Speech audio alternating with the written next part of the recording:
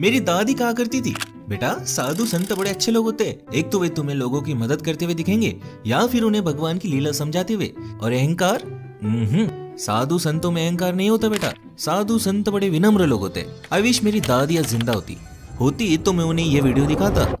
அதாவது வந்து சுற்றுச்சூழல் வந்து இவ்வளோ அக்கறையோடு இருக்கும்போது கட்டுமானங்கள் செய்யறதுக்கு முன்னாடியே வாங்க வேண்டிய சுற்றுச்சூழல் அனுமதியை பின்னாடி எதனால முன்னாடியே வாங்கியிருக்கலாமே।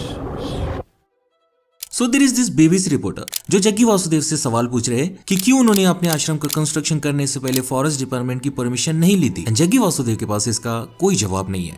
So he does this. Enough, please. இல்ல ஈஷாவோட இதுலயே your nonsense you're saying. சுற்றுச்சூழல் அனுமதி வாங்காம வயலேட் பண்ணிட்டோம் அப்படினு சொல்லி அனுமதிக்காக அப்ளை பண்ணிருக்கு। இத பத்தி உங்களோட கருத்து? एंड क्लियरली मेरी दादी गलत थी कि साधु संत विनम्र होते, बट ऐसे एलिगेशंस किसी साधु संत पर सूट नहीं करते। और अचंभे की बात तो ये है कि ये साधु महंगी महंगी बाइक चलाता है, महंगे महंगे कार चलाता है, rides helicopters, boats, you name it. दिन में 6 बार कपड़े बदलता है, महंगी महंगी घड़ियां पहनता है, दुनिया घूमता है, हॉलीवुड स्टार्स से मिलता है। ये साधु आज करोड़ों में खिल रहा है और इसके इस लाइफस्टाइल को मेंटेन करने के लिए उसके करोड़ों भक्त उसकी मदद कर रहे हैं। और आप सोचने लगते हो कैसे सदगुरु एक लग्जरियस लाइफ जीते हैं और उनके करोड़ों भक्तों को इससे कोई फर्क नहीं पड़ता। प्लस वे उसे वन वे और अनदर फंड भी करते हैं। कैसे पूरी दुनिया उनके टीचिंग्स को अप्रिशिएट करती है, इंक्लूडिंग बिग सेलिब्रिटीज। कैसे एक व्यक्ति कहता है भगवान की संकल्पना इंसानों ने बनाई है, असल में क्रिएशन शून्यता से आई है और वो शून्यता मैं हूँ। और करोड़ों लोग उस व्यक्ति की इस बात पर यकीन भी कर लेते हैं। लेकिन मैं जग्गी वासुदेव के स्पिरिचुअल बिजनेस में इंटरेस्टेड नहीं हूँ। जग्गी वासुदेव और कमाए, हु केयर्स। मैं इंटरेस्टेड हूँ जग्गी वासुदेव के एनलाइटनमेंट वाली कहानी में। आई वांटेड टू नो कि उनके एनलाइटनमेंट की कहानी सच है या फिर अपने फॉलोअर्स को मूर्ख बनाने का जरिया। And you know what, I think it is.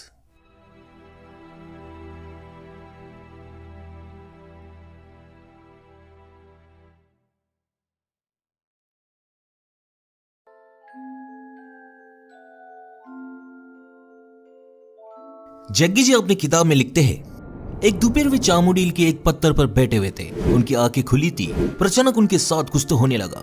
इसे एज एन आई कोट, मैं अपने पूरे जीवन काल में यही सोचता था कि मेरा मन और शरीर यानी मैं हूँ और दुनिया यानी जो बाहर है। लेकिन अचानक मैं जान नहीं पा रहा था कि क्या मैं हूँ और क्या मैं नहीं हूँ। जो सांस मेरे अंदर जा रही थी, जिस पत्थर पर मैं बैठा हुआ था, मेरे आसपास का माहौल, सब कुछ मेरे अंदर समा जा चुका था। जो मैं बन चुका था वो इतना बड़ा था कि वो हर जगह मौजूद था। टर्न्स आउट जग्गी वासुदेव को एनलाइटनमेंट मिल चुकी थी। उस घटना के बाद वही सिमिलर एक्सपीरियंसेस जग्गी वासुदेव के साथ फिर से होने लगी। जग्गी जी को तब पता नहीं था कि एक्सपीरियंसेस जो वे महसूस कर रहे हैं वे क्या है, लेकिन वे कहते हैं कि अब उन्हें परमानंद का सुख मिल रहा था। 7-7 घंटे गुजर जाते थे और उन्हें लगता था 2 ही मिनट गुजरे हैं। अगले 6 हफ्तों में यह अनुभव उनके जीवन की जीवित वास्तविकता बन गई, लिविंग रियलिटी। ये जो परमानंद वे अनुभव कर रहे थे, अब वे वही परमानंद सबको महसूस करवाना चाहते थे। Armed with this experience, I started creating methods and systems through which every human being could access that intelligence and that capability within the system which can make a piece of bread into a human being.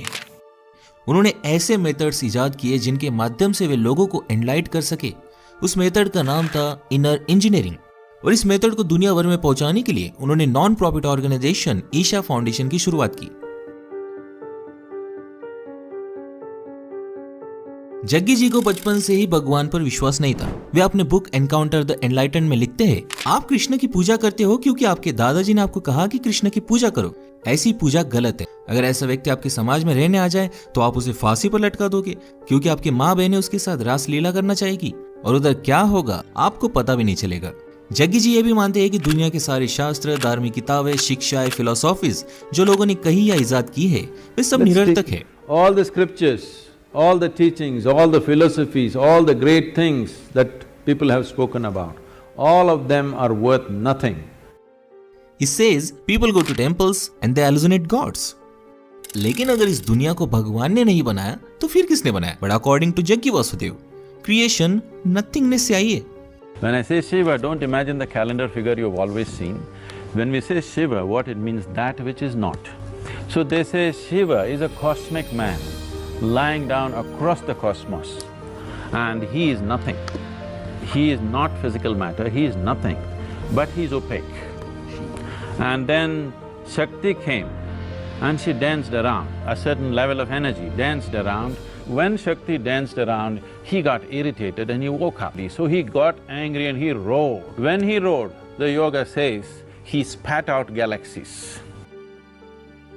Then Shakti touched Shiva. When she touched Shiva, she gathered inertia, so she became more stable, which is what the creation is today. And now if you ask me, Jaggi Vasudev को ये सब कैसे मालूम? Then मैं आपको बता दूं, जब वे चामुंडी हिल्स पर एनलाइट हुए थे तो वे इस नथिंगनेस से जुड़ गए थे। As he said in his books, वे अपनी किताबों में ये भी कहते हैं कि ये उनका चौथा जन्म है। 370 साल पहले वे एक स्नेक चार्मर थे, बिलवा। फिर वे एक योगी के रूप में जन्मे जिसका नाम था शिव योगी। शिव योगी मोक्ष की तलाश में था और एक दिन जब वो मेडिटेशन कर रहा था, वह एक साधु आया, श्री पल्लनी स्वामी। स्वामी जी ने शिव योगी की एनलाइट होने की ख्वाहिश को पहचाना और उसके माथे पर अपनी छड़ी लगा दी और शिव योगी एनलाइट हो गया।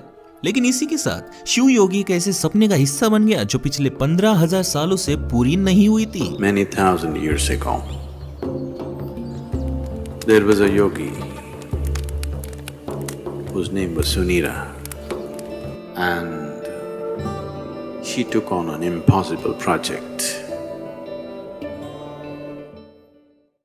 He wants to build a living Shiva once again, a perfect teacher for the world. So he started building the energy body for that kind, and then he believed that he could build a physical body on top of that and let him loose in the world with a lifespan of a few hundred or thousand years, so that he will transform the whole world by the time his time is done. Sunira ने इस project पर अपनी पूरी जिंदगी काम किया, लेकिन वो असफल रहा और मर गया। लेकिन आने वाले कई सालों में कई महत्वाकांक्षी योगियों ने सुनीरा के इस अधूरे सपने को आगे ले जाना चाहा, लेकिन कोई भी ऐसी एनर्जी बॉडी बनाने में कामयाब नहीं हुआ और कई सदियां गुजर गई। वही सुनीरा के इस प्रोजेक्ट पर कई योगियों ने अनुमान लगाया कि इस एनर्जी बॉडी को इंसानी शरीर में बांधना असंभव है, तो उन योगियों ने ध्यान लिंगम में इस एनर्जी बॉडी को क्रिएट करने की कोशिश की, लेकिन कोई भी सफल नहीं हुआ, क्योंकि भविष्यवाणी लिखित थी। जग्गी वासुदेव के दूसरे जन्म शिव योगी को स्वयं आदि योगी ने एनलाइट किया था। This fabulous crafty man enslaved me for his project. और उन्होंने इस ध्यान लिंगा पर काम करना शुरू किया, लेकिन वे 57 साल की उम्र में चल बसे। जग्गी वासुदेव का फिर एक बार जन्म हुआ एज अ सदगुरु श्री ब्रह्म। श्री ब्रह्म को सुनीरा के सपने के बारे में ऑलरेडी मालूम था और वे ऑलमोस्ट ध्यान लिंगा बनाने में सफल हो ही गए थे, लेकिन ये फुलफिलमेंट फिर से अधूरी रह गई। लेकिन समाधि लेने से पहले उन्होंने अपने अगले जन्म की योजना बना ली थी कि वे किस औरत की कोख में जन्म लेंगे। इवन जो अन्य 2 लोग उन्हें इस कार्य में मदद करने वाले थे, वे भी किन औरतों की कोख में जन्म लेंगे, वे भी जाने से पहले वे नियोजित करके गए थे। और सदगुरु श्री ब्रह्म जी की योजना सही साबित हुई और जग्गी वासुदेव का जन्म हुआ और 2 अन्य लोग जो उन्हें इस कार्य में मदद करने वाले थे, उनका भी नियोजित कोख में जन्म हुआ। एक थी जग्गी वासुदेव की शिष्या जो पिछले जन्म में श्री ब्रह्म जी की शिष्या थी, भारती, और दूसरी थी विजय कुमारी एके विज्जी जो स्वयं जग्गी वासुदेव जी की बीवी थी। अब तीनों ने इस 15,000 साल पुराने कठिन कार्यों को अपने हाथों में लिया। तीनों त्रिकोण आकार बना लेते थे, जिसका एक ही लक्ष्य था कि तीनों की लाइफ एनर्जी से ध्यान लिंगा की 7 ऊर्जा चक्रों को एक्टिवेट किया जाए और आखिरकार ध्यान लिंगा पवित्र हो जाए। लेकिन नियति ने फिर एक बार इस कार्य में बाधा डाल दी और जब ध्यान लिंगा अभिषेक की 95% प्रक्रिया हो चुकी थी और केवल ही के हफ्ते में ध्यान लिंगा एक्टिवेट हो जाता, विजय यानी जग्गी वासुदेव जी की बीवी की डेथ हो गई, जो केवल 31 साल की थी।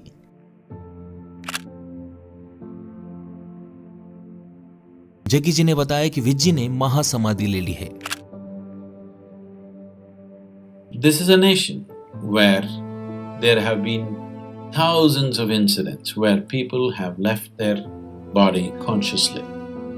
So she announced that she will leave almost 9 months ahead of that time. It was a natural process.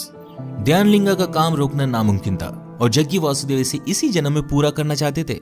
उन्होंने अपना और विज्जी का दोनों का रोल एक साथ निभाना शुरू कर दिया, लेकिन इस कारण उनके शरीर पर बहुत भार आने लगा और वे बेहद बीमार गिरने लगे।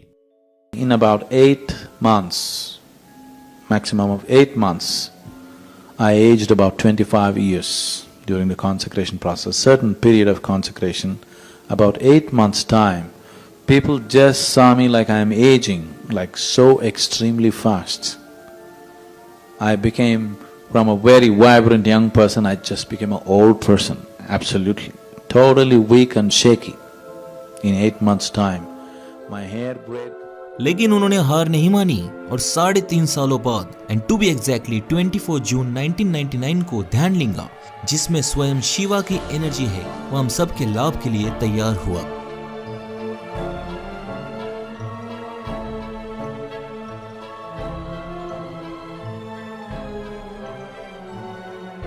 पंद्रह 1000 साल पुरानी भविष्यवाणी पूरी हुई। जी हाँ, इस जगत गुरु को बनाने का सपना देखने वाले सुनीरा ने यह भविष्यवाणी पहले ही कर दी थी कि हजारों सालों बाद एक योगी आएगा जो इस सपने को पूरा करेगा। वे योगी सदगुरु जग्गी वासुदेव थे। लेकिन एक साथ दो लोगों का कार्य अपने ऊपर लेने के बाद उनके शरीर को अनेक रोगों ने घेर लिया था और वैसे भी उन्होंने ध्यानलिंगा बनने के बाद 42 साल की उम्र में अपना शरीर छोड़ देने का निर्धार भी कर लिया था। In 8 months' time, my hair grayed completely, my whole body changed, everything happened. Everybody knew anyway I'm going to die shortly. They knew, because I had told them, I had prepared them for this, I told, this is how much I'm going to live, beyond that it will not be there. लेकिन उनसे प्रेम करने वाले उनके शिष्य including Bharti ने सदगुरु के दाहिने पैर में एक तांबे का पायल चढ़ा दिया, एक अलौकिक धागे के साथ, जो मॉडर्न भाषा में कहूँ तो एक वाईफाई की तरह काम करता है, जो एनर्जीज की लेन देन करता है। सदगुरु के शिष्यों की एनर्जीज सदगुरु के शरीर में इस तांबे के पायल के कारण आती है, जिसने उन्हें आज तक जिंदा रखा है। अगर वे ये तांबे का पायल निकाल दे तो वे मर जाएंगे। This is in many ways keeps me alive, physically alive. Jaggi Vasudev हमेशा से ही सदगुरु थे, बल्कि अपने पिछले के पिछले जन्म शिव योगी के रूप में हुए थे। जब श्री पल्लनी स्वामी जी ने उनके माथे पर छड़ी लगा दी थी, चामुंडी हिल्स पर केवल उन्हें याद आया था कि वे सदगुरु है, वे इस व्याप्त नथिंगनेस से जुड़े हुए हैं और वे उसका हिस्सा है। द मोमेंट उनके माथे पर वो छड़ी लगी, वे सर्वज्ञानी बन गए। क्रिएशन से लेकर big bang theory, planetary motion, Darwin theory of evolution, human psychology, the science, history, technology, mathematics, philosophy, religion, black magic, everything you can imagine of. सदगुरु जग्गी वासुदेव को हर चीज का ज्ञान मिल चुका था। He knows everything. When it comes to life, it doesn't matter what you say, what you think, what you do, what I say will happen. When it comes to life, fundamental life. So I am an authoritarian because I don't listen to anybody. If God comes, I will not listen to him because I know better than him. This sounds absolutely egoistic, stupid, Mike Tyson-like.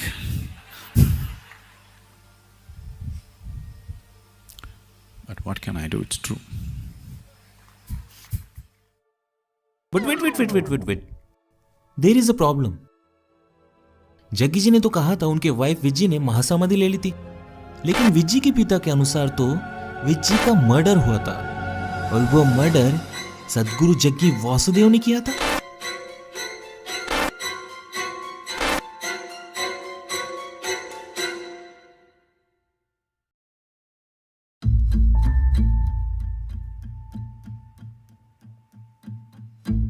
Jaggi जी के अनुसार 31 साल की विजय कुमारी ने 30 जनवरी 1997 को महासमाधि ले ली, लेकिन जग्गी वासुदेव के खुद के ससुर ने यानी विज्जी के पिता ने जग्गी वासुदेव पर उनके बेटी के मर्डर का इल्जाम लगाया और एफआईआर फाइल कर दी। ये खबर उस वक्त इंडियन एक्सप्रेस न्यूज़पेपर ने छापी थी, जिसके अनुसार ईशा आश्रम के योगी जग्गी वासुदेव पर उनके बीवी विजय कुमारी उर्फ विज्जी के मर्डर के मामले में चार्जेस लगाए गए हैं। पुलिस को दिए गए कंप्लेंट में विज्जी के पिता टीएस गंगना जी को लगता है उनकी बेटी की मौत में कुछ तो गड़बड़ है। लास्ट टाइम उनकी बेटी उन्हें 15 जून 1996 को मिली थी और 23 जनवरी 1997 को उन्हें जग्गी वासुदेव द्वारा मैसेज मिला कि उनकी बेटी मर चुकी है और गंगना जी के कई बार रिक्वेस्ट करने के बावजूद जग्गी वासुदेव ने विज्जी के लाश को जल्दबाजी में जला दिया। 24 की सुबह गंगना जी के आने से पहले उन्होंने ये भी कहा कि उनकी कम्युनिटी में लाश को जलाने की प्रथा है ही नहीं। जग्गी ने जानबूझकर लाश को जला दिया ताकि सारे सबूत मिट जाए। गंगना मानते हैं कि जग्गी ने अपनी बीवी का मर्डर किया है क्योंकि उनका आश्रम के किसी शिष्य के साथ अफेयर था। गंगना जी के कंप्लेंट के आधार पर केस दर्ज की जा चुकी है, लेकिन पुलिस आश्रम पहुंची तो गॉडमैन जग्गी यूएस से चले गए थे। इन्वेस्टिगेशन जारी है। लेकिन पुलिस के इन्वेस्टिगेशन के अनुसार उन्हें कोई सबूत नहीं मिला क्योंकि बॉडी ऑलरेडी जल चुकी थी। तो पुलिस ने लैक ऑफ एविडेंस के कारण केस को बंद कर दिया और एक फाइनल रिपोर्ट बनाई।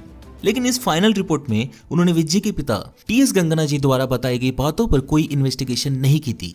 जैसे उन्होंने कहा था जग्गी वासुदेव का आश्रम के किसी लड़की के साथ अफेयर है, लेकिन किसी से भी पूछताछ नहीं की गई।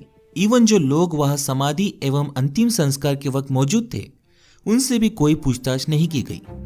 बट थिंक अबाउट इट, आप इन सारी बातों के बारे में लॉजिकली सोचो, क्यों जग्गी वासुदेव ने विज्जी के पिता और उसके 2 बहनों के आने का इंतजार नहीं किया, जबकि उन्होंने जग्गी जी से बार बार रिक्वेस्ट की थी कि उनके आने तक विज्जी का अंतिम संस्कार ना किया जाए। विज्जी के पिता के अनुसार उनकी कम्युनिटी में लाश को दफनाया जाता है, पर जग्गी जी ने लाश को जलाया। और ये तो सबको पता है कि समाधि लिए हुए व्यक्ति को गहरे गड्ढे में दफनाया जाता है। फिर बॉडी को जलाया क्यों गया और अंतिम संस्कार सुबह 4 से 5 बजे के बीच में क्यों की गई थी? इतनी क्या जल्दी थी? और जब उन्होंने साफ कहा है अपनी किताब में कि विज्जी की समाधि के बाद उन्हें 2 लोगों की एनर्जी खुद क्रिएट करनी पड़ी थी और इसी कारण वे भयानक पीड़ा से गुजर रहे थे। उन्हें तो बोलना तक नहीं आता था, लेकिन जब पुलिस तहकीकात करने आती है वे तभी यूएस से लेक्चर देने कैसे चले जाते हैं। जग्गी जी अपनी किताब में लिखते हैं कि विज्जी यानी उनकी बीवी ने उन्हें समाधि के 9 महीने पहले ही समाधि लेने की इच्छा जाहिर की थी। फिर विज्जी ने 1 महीने पहले ही कैसे समाधि ले ली? वो 1 हफ्ता रुक भी सकती थी क्योंकि ध्यान लिंगा बनने में 1 हफ्ता ही बचा था। और विज्जी अगर समाधि लेने वाली थी तो उसने अपने माँ बाप बहनों को क्यों नहीं बताया था कि वो समाधि लेने वाली है, जबकि वो उन्हें मिलने भी गई थी। जग्गी वासुदेव अपने बुक मिस्टिक्स म्यूजिक में खुद लिखते हैं कि विज्जी अकम्प्लिश्ड यानी कुशल योगी नहीं थी, मतलब उन्होंने कभी पतंजलि योगा सूत्र भी नहीं पढ़े होंगे। अब जो मोक्ष पाने के लिए महान साधु 50-50 साल साधना मेडिटेट करते हैं, वो एक साधारण बैंक एम्प्लॉय कैसे पा लेती है? जग्गी वासुदेव इवन ये भी कहते हैं कि विज्जी ने जग्गी को कभी अपना गुरु माना ही नहीं और ना ही उन्हें जग्गी की ये लाइफस्टाइल पसंद थी। वो तो ध्यान लिंगा का हिस्सा भी नहीं बनना चाहती थी। विज्जी को इवन जग्गी जी और भारती की बढ़ते हुए नजदीकियों से दिक्कत भी थी। अब जो औरत एक साधारण जीवन व्यतीत करना चाहती थी, जिसके अपने पति के अन्य शिष्यों से बढ़ रहे नजदीकियों से दिक्कत हो रही थी, जिसकी बेटी केवल 7 साल की थी, वो समाधि क्यों लेगी वाला? These are just doubts I had in Sadhguru story of Vijji's death. हम उन पर कोई एलिगेशंस नहीं लगा रहे, वो हमारा काम है ही नहीं। उन्हीं की किताब में लिखा गया है कि ध्यानलिंगा अभिषेक की प्रक्रिया विज्जी की उपस्थिति में खत्म हो जाती, लेकिन जग्गी जी की शिष्या भारती को अपने बच्चे के एनुअल फंक्शन में जाना था। कितनी मूर्खता वाली बात है ये। क्या भारती को मालूम नहीं था कि ये ध्यानलिंगा कितना बड़ा प्रोजेक्ट है, उसकी इंटेंसिटी क्या है, कि ये 15,000 साल पुरानी प्रोफेसी है? कई योगी इसमें असफल हो गए। जग्गी वासुदेव को 4 जन्म लेने पड़े। खुद भारती का ये दूसरा जन्म था। उसका जन्म ही ये कार्य पूरा करने के लिए हुआ था और वो अपने बच्चे के स्कूल फंक्शन में चली गई थी। रियली आई वंडर, 15,000 साल पुरानी प्रोफेसी, जग्गी जी के 4 जन्म, और उनके पास ऑप्शन था कि वे स्पेशल लोगों को स्पेशल कोक में पैदा कर सकते हैं। देन उन्होंने 2 मामूली लड़कियों को क्यों चुना इतने बड़े कार्य के लिए? इतने बड़े कार्य के लिए तो किसी अकम्प्लिश्ड योगी को चुनना चाहिए था। ये सारी कहानियां, ये सारे फैक्ट्स किसी दंत कथा जैसे नहीं लगती जो किसी 6 साल के बच्चे ने लिखी हो। जग्गी जी ने खुद कहा है कि ध्यानलिंगा के अभिषेक प्रक्रिया के बाद वे बीमार गिर गए थे और उन्होंने अपने एंकल बोन को खुद अपनी शक्तियों से ठीक किया था। इवन अपना अस्थमा भी 1 घंटे में ठीक कर दिया था। In a field hockey game, I fractured my left ankle. I was in excruciating pain, and by then I had also become a chronic asthmatic, and I had a very severe bout of asthma. I sat down with my eyes closed for about little more than an hour. When I came out, my asthma left me, never to come back again. And above all, my fractured leg was perfectly okay in little more than an hour's time. लेकिन इस interview में वे ये कहते हैं, So 3 years ago, it so happened, I was playing soccer with the kids and I tore my left knee. Then the only damn game I can play is golf. साक्षात भगवान अपनी नी bone ठीक नहीं कर पा रहा और दुनिया भर में अस्थमा के आज 262 मिलियन पेशेंट्स है। अगर जग्गी जी के पास इसका इलाज है तो वे इलाज सबको दे क्यों नहीं रहे? राइट? अगर जग्गी वासुदेव ने पहले ही प्लान किया था कि ध्यानलिंगा अभिषेक के बाद वे 42 साल की उम्र में अपना शरीर छोड़ देंगे, तो उन्होंने शादी क्यों की थी और अपने बेटी को जन्म ही क्यों दिया था, जबकि उन्हें पता था कि उनके मरने के बाद उनकी बीवी विधवा हो जाएगी और उनकी बेटी अनाथ। लेकिन वे अपनी शादी को भी जस्टिफाई करते हैं, कहते हुए कि ऋग्वेदा में लिखा गया है कि ध्यानलिंगा का अभिषेक एक ऐसा ही योगी करेगा जो गृहस्थ योगी हो, यानी शादीशुदा योगी हो। मैंने इस बात की पुष्टि करने के लिए अपने दोस्त के दादाजी से बात की, जो हिंदू स्क्रिप्चर्स के ज्ञानी है, और उन्होंने मुझे कहा ऐसी कोई भी चीज ऋग्वेदा में नहीं लिखी गई है और ना ही ध्यान लिंगा टर्म का कोई जिक्र है। उन्होंने मुझे बताया कि सुनीरा नाम की योगी का ना योगिक कल्चर में, ना धर्म ग्रंथों में, ना उपनिषदों में और ना ही वेदों में कोई जिक्र है। और सबसे मजे की बात तो यह है, जिन वेदों में जग्गी जी ध्यान लिंगा का होने का जिक्र करते हैं ना, वे हिंदू वेद पुरानी केवल 5000 साल पुराने हैं और जग्गी जी की कहानी 15000 साल पुरानी है। Okay, for a moment let's believe Jaggi ji की यह ध्यान लिंगा वाली कहानी सच है। सो अकॉर्डिंग टू दैट, ध्यान लिंगा साक्षात लिविंग शिवा है, वही शिवा जो इस नथिंगनेस में समाये हुए है, जिनके अंदर से ये दुनिया क्रिएट हुई है। He is a creator. लेकिन जग्गी जी ये भी कहते हैं कि अब उस ध्यान लिंगा में और उनमें कोई फर्क नहीं बचा है। So if A is equal to B and B is equal to C, then A is equal to C, right? मतलब अब जग्गी वासुदेव इस दुनिया के क्रिएटर बन चुके हैं। Where is the logic and do you believe this shit? ये सारी कहानियां, ये सारे फैक्ट्स मुझे एक ही संशय की ओर ले गई कि जग्गी वासुदेव जी का, सदगुरु जी का एनलाइटनमेंट सच है भी कि नहीं। और जब मैंने उनका इतिहास खंगाला तो मुझे सब समझ गया। जग्गी जी की वो कहानी याद है जब वे पिछले जन्म में शिव योगी थे। उनके गुरु श्री पल्लनी स्वामी जी ने उनके माथे पर छड़ी लगा दी थी और वे एनलाइट हो गए थे। बस इस कहानी में एक ही झूठ है, वो गुरु श्री पल्लनी स्वामी जी नहीं बल्कि भगवान श्री रजनीश जी थे, ओशो।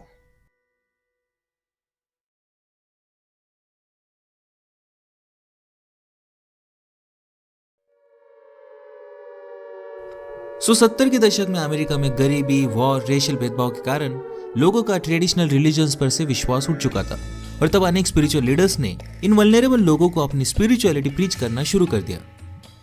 इन सारे स्पिरिचुअल गुरुज में दो चीजें बड़ी कॉमन थी। पहली कि ये सब दावा करते थे कि ये सब एनलाइटेंड बीइंग्स है, और दूसरी, इन सभी गुरुओं ने अपने अपने ट्रस्ट खोले और मिलियंस ऑफ डॉलर्स कमाए। एक स्पिरिचुअल गुरु ने तो अमेरिका में अपना शहर ही बना लिया। In the northern part of Oregon, there used to be a little town called Antelope. Yesterday, the voters in Antelope decided to change the town's name to Rajneesh. It is a political victory for followers of the Indian guru, Bhagwan Sri Rajneesh. Change has been coming, and today, Antelope awoke to a red dawn. Osho की ख्याति पूरे दुनिया में फैल गई थी और ओशो के इस ट्रैक रिकॉर्ड के नोट्स इंडिया में बैठा एक व्यक्ति ले रहा था, जग्गी वासुदेव। और उसे आइडिया आया कि क्यों ना मैं भी एक स्पिरिचुअल गुरु बन जाऊं। It is easy and it can make you rich. Jaggi Vasudev privileged family से आते थे और उनका पोल्ट्री फार्म का बिजनेस भी था। जग्गी जी अनेक बार दावा कर चुके हैं कि उन्हें 12 साल की उम्र से योगा और मेडिटेशन की नॉलेज थी और उनका आज मेन प्रोडक्ट भी उसी के अराउंड रिवॉल्व करता है, विच इज इनर इंजीनियरिंग और ईशा योगा। लेकिन सच तो यह है कि जग्गी जी 1984 में ऋषि प्रभाकर से सिद्ध समाधि योगा सीखने गए थे। न्यूज लॉन्ड्री को आंध्र प्रदेश बेस्ड एक योगा टीचर ने बताया कि जग्गी वासुदेव और वे गोमतागिरी मैसूर में ऋषि प्रभाकर से सिद्ध समाधि योगा सीखते थे और जग्गी ने ऋषि प्रभाकर को 1984 में ज्वाइन किया था, जहां वो अपने बीवी से भी मिले थे। उनका इसके पहले योगा से कोई भी नाता नहीं था। ऋषि प्रभाकर ने जग्गी जी को कोयम्बतूर में अपना सेंटर खोलने के लिए भेजा था, लेकिन जग्गी जी ने सिद्ध समाधि योगा को रीपैकेज करके उसका नाम ईशा योगा रख दिया और अपना खुद का सेंटर खोल लिया। And the rest is history. You would think इतना काफी है उनकी फर्जीगिरी साबित करने के लिए, बट हमारे पास और भी सबूत है। But let me tell you, इन स्पिरिचुअल गुरुज का मेन प्रोडक्ट योगा या मेडिटेशन नहीं होता, बल्कि एनलाइटनमेंट होती है। ये लोगों को एनलाइटनमेंट भेजते हैं। जग्गी ये बखूबी जानते थे और उन्होंने भी अपनी एनलाइटनमेंट की, अपनी सर्वज्ञानी होने की स्टोरी बनाई। लेकिन जग्गी वासुदेव ने ओशो की पूरी नकल कर ली, और नकल कितनी भी अलग हो, समझ तो आ ही जाती है। लाइक जग्गी जी दावा करते हैं कि उन्होंने कोई वेदास या स्क्रिप्चर्स नहीं पढ़े और ना ही कोई philosophies. I have neither read the Gita, nor the Vedas, nor the Upanishads, nor even the Yoga Sutra. Because उन्होंने ये स्क्रिप्चर्स डायरेक्टली नहीं पढ़ी है, उन्होंने ये स्क्रिप्चर्स ओशो की किताबों के माध्यम से पढ़ी है। मोस्टली वो जो कहते हैं वो अधिकांश ओशो की कोट्स, ओपिनियंस, एनेक्डोट्स के रिपीटेशंस होते हैं, even choices of words. you clearly disturb people who see those sort of statements as profound, profane. I love to disturb people. A guru is somebody who disturbs the fundamental aspects in you. I am not going to console anybody. He is not a solace peddler. Because the more you console them, the more retarded they remain. All kinds of conclusions that you have drawn, Disturb them. he disturbs everything in you. That challenge will bring their capacities to the climax. He is somebody who is there to assist you towards your liberation. Jaggi ji की enlightenment nothingness यानी शून्यता तक जाती है। शिवा कोई being नहीं है, बल्कि इस नथिंगनेस में समाये हुए है, और इस नथिंगनेस में मिल जाना ही एनलाइटनमेंट है। और उसके वे 112 तकनीक बताते हैं। ये कॉन्सेप्ट विज्ञान भैरव तंत्र से आती है, और इस तंत्र को उस वक्त ओशो ने ही प्रचलित किया था। कोई 112 विधियां हैं सारे जगत में ध्यान की, और प्रत्येक विधि अद्भुत है। Tantra will not give you the answer, Tantra will give you the technique. Jaggi जब भी शिवा की बात करते हैं, जैसे Shiva being good and evil, both light and dark, यही स्टाइल और व्यूज ओशो भी इस्तेमाल करते थे। ओशो कहते थे शिवा के पास कोई फिलोसॉफीज नहीं थी, उनके पास केवल मेथड्स थे। All the questions Devi is asking, Shiva is not going to answer at all. On the contrary, he will give a technique. And if Devi goes through this technique, she will know.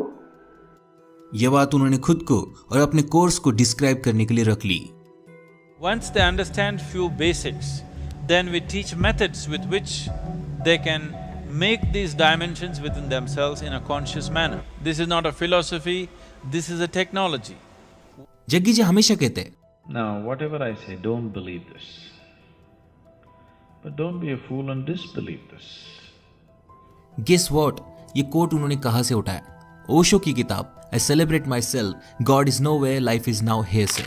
I have not told you to believe it, I have not told you to disbelieve it. Jaggi ji कहते हैं उन्हें philosophies पसंद नहीं। Philosophies are fantastic explanations for those things which cannot be explained. क्योंकि ओशो को भी पसंद नहीं थी। A philosopher thinking about truth is just like a blind man thinking about light. Jaggi जी एक कहानी सुनाते हैं। जब एरिस्टोटल हेराक्लिटस से मिले थे, देखा जाए तो दोनों अलग अलग टाइमलाइन से आते, उनके मिलने की कोई बात बनती ही नहीं। ये तो गलती है, राइट? बट अगर हम मान लें जग्गी जी ने यह कहानी अपनी बात रखने के लिए कही हो तो ठीक है, लेकिन ये सेम गलत कहानी ओशो अपनी किताब हिडन हार्मोनी में कह चुके हैं। पूरी दुनिया में केवल ओशो ने ही लिखा है कि एरिस्टोटल और हेराक्लिटस मिले थे। अब ये कैसे मुमकिन है कि पूरी गलत कहानी ही कोइंसिडेंटली जग्गी जी ने सबको सुना दी? बट स्टिल मैं इन सारी बातों को संयोग एवं कोइंसिडेंस समझूंगा, मान लूंगा, लेकिन अगली सिमिलैरिटी को कोइंसिडेंस मानना बहुत मुश्किल है। Here is another anecdote. सदगुरु जी सुनाते हैं, एक औरत जे कृष्णमूर्ति के साथ शॉपिंग करने गई थी, तो कृष्णमूर्ति जी एक छोटा सा टाई खरीदने के लिए इतना वक्त लगा रहे थे कि उस औरत ने सोचा, जो व्यक्ति एक टाई को लेकर इतना कंसर्न फील करता है वो एनलाइटेंड कैसे हो सकता है वाला, और उस औरत ने जे कृष्णमूर्ति को छोड़ दिया। But let me tell you, similar anecdote Osho भी सुना चुके हैं अपने किताब में, क्योंकि वो औरत जे कृष्णमूर्ति को छोड़कर सबसे पहले ओशो से मिलने गई थी।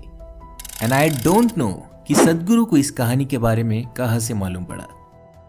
ऐसे सैकड़ों उदाहरण मैं आपको दे सकता हूं, but I think you get the point. Jaggi Vasudev ने सब कुछ ओशो से कॉपी किया है, लेकिन ओशो की गलती है जग्गी जी ने कॉपी नहीं की। ओशो हमेशा हिंदुइज्म को क्रिटिसाइज करते थे, जो इंडियन पॉलिटिशियंस को रास नहीं आती थी।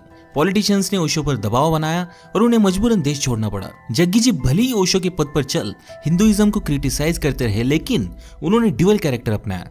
अपने एनलाइटनमेंट में, अपनी टीचिंग्स में, अपने आश्रम में उन्होंने ध्यानलिंगा, शिवा, आदि योगी, भैरवा जैसे टर्म्स को यूज किया ताकि उन्हें कोई अपोज न करे।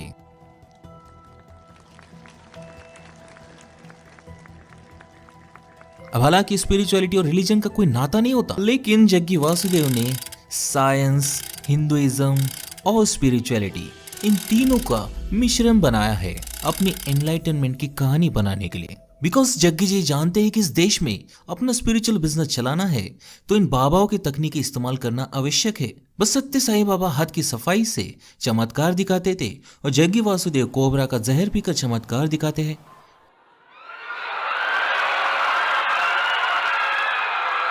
आगे ध्यानलिंगा बनाने के लिए उन्हें लोकल भक्तों से डोनेशन मिला और उन्होंने 150 एकड़ जमीन खरीदी अपना आश्रम खड़ा करने के लिए, जहां आज ईशा फाउंडेशन खड़ा है। इन न्यू ओशो के डाउनफॉल में पॉलिटिशियंस का बड़ा हाथ रहा, तो उन्होंने पॉलिटिशियंस के साथ अच्छे संबंध बनाने के लिए न्यूट्रल इनिशिएटिव्स को इन हैंड लिया। ऐसे ही 2006 में जग्गी वासुदेव ने पूरे तमिलनाडु में पेड़ लगाने का इनिशिएटिव हाथ में लिया। इसमें उन्हें नए भक्त और वॉलंटियर्स तो मिले ही, लेकिन उस वक्त के सीएम करुणानिधि भी इस इनिशिएटिव में शामिल हुए। This made him famous in South India. वे आज सेम तकनीक इस्तेमाल करते हैं अपने ब्रांड को पूरी दुनिया में प्रमोट करने के लिए। Save our soil. Save soil. Save the soil. Save soil. Save soil. Save our soil. 2008 में स्टार विजय ने जग्गी वासुदेव के साथ वीकली शो एयर करना शुरू कर दिया, जिसमें वे अलग अलग सेलिब्रिटीज के साथ बैठकर spirituality, social problems, yoga, meditation, जो मन में आया उस टॉपिक पर बात करते थे। லேபர் இருந்தாலும் மத்தியானம் 1 மணி நேரம் இடைவெளி கொடுக்குறாங்க, நமக்கெல்லாம் சாப்பாடு நேரத்துல நமக்கு இடைவெளி கொடுக்க மாட்டாங்க। शो बढ़िया था और इसलिए ईशा फाउंडेशन ने सेम कॉन्सेप्ट पर खुद का शो बनाया। My work is just to help people to understand that going in installments is not going to get you to infinite. It was a win-win situation. दोनों पार्टीज को publicity मिल रही थी और धीरे धीरे बड़े से लेकर बड़े सेलिब्रिटीज जग्गी वासुदेव से बात करने लगे। You can't even imagine. Namaskaram, good morning Matthew. Good morning, Sadhguru. How are you, man? I'm good, man. Where you So finally Jaggi Vasudev ji ने अपना ईशा एम्पायर खड़ा कर दिया, जहाँ आज वे करोड़ों रुपए कमाते हैं।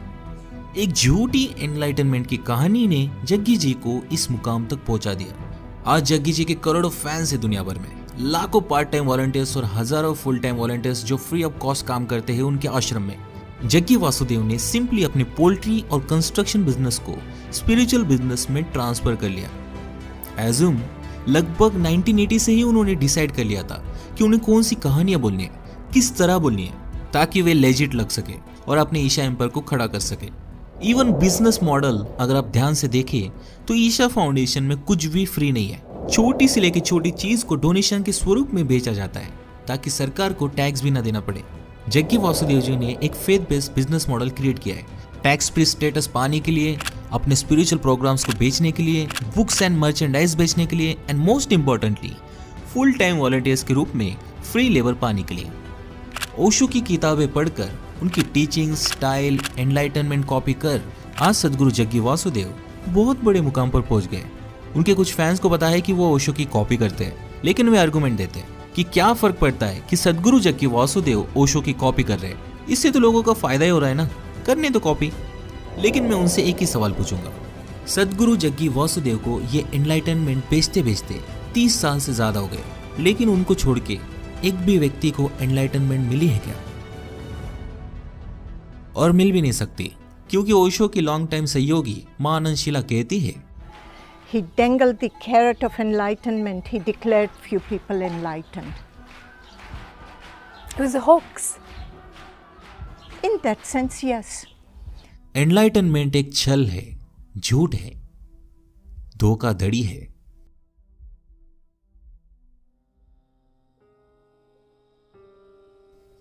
टू बी ऑनेस्ट, लोगों को ब्रेन वॉश करना बहुत आसान होता है, इतिहास गवाह है। बस आपके पास ऐसी कहानी होनी चाहिए जिससे आप गलीबल वल्नरेबल लोगों को बेच सके, और क्या फर्क पड़ता है वो कहानी सेकंड हैंड ही क्यों ना हो, राइट? एंड मुझे कोई दिक्कत नहीं है कि लोग अपने आप को जग्गी वासुदेव के पास सरेंडर कर रहे हैं।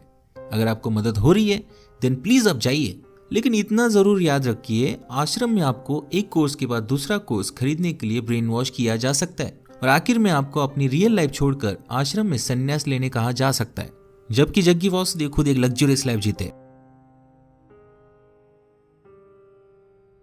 और उनकी बेटी शादीशुदा है। आज कई पेरेंट्स अपने बेटे बेटियों को पाने के लिए मदद की गुहार लगा रहे हैं। First doctor, marriage and divorce, and then another one marriage, you know, and then take some jewels.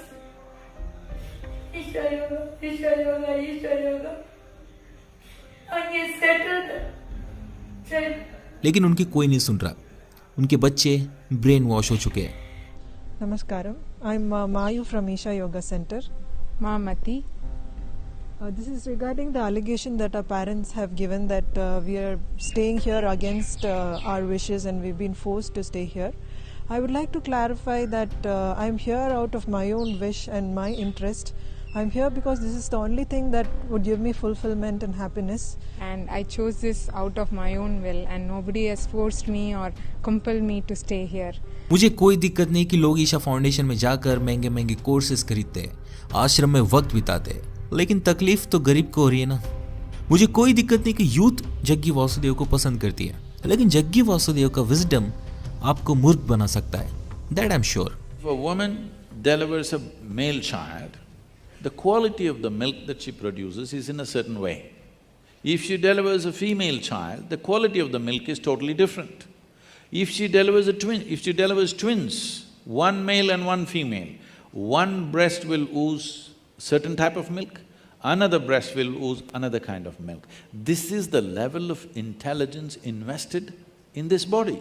बात तो यह है कि लोगों ने अपनी लाइफ जीना ही छोड़ दिया है और अब वे इस एनलाइटनमेंट के पीछे भाग रहे हैं जो हेवनली साउंड करता है। एंड टू बी ऑनेस्ट 99% लोगों को मालूम भी नहीं है कि ये एनलाइटनमेंट है क्या। बस ये लोग भेड़ चाल का हिस्सा बन रहे हैं। भेड़ चाल का हिस्सा ना बने, हर चीज को क्वेश्चन करें। एंड आई नो हम इस समाज और परिवार के लूप में फंस चुके हैं, लेकिन अगर आप इससे थोड़ा बाहर झांक कर देखोगे तो जिंदगी बहुत खूबसूरत है। Life is beautiful. जिंदगी से बड़ा फ्रेशियस गिफ्ट और क्या हो सकता है। पहले इसे तो ढंग से जीने की कोशिश कर लो, फिर एनलाइटनमेंट की सोचेंगे। यस और नो?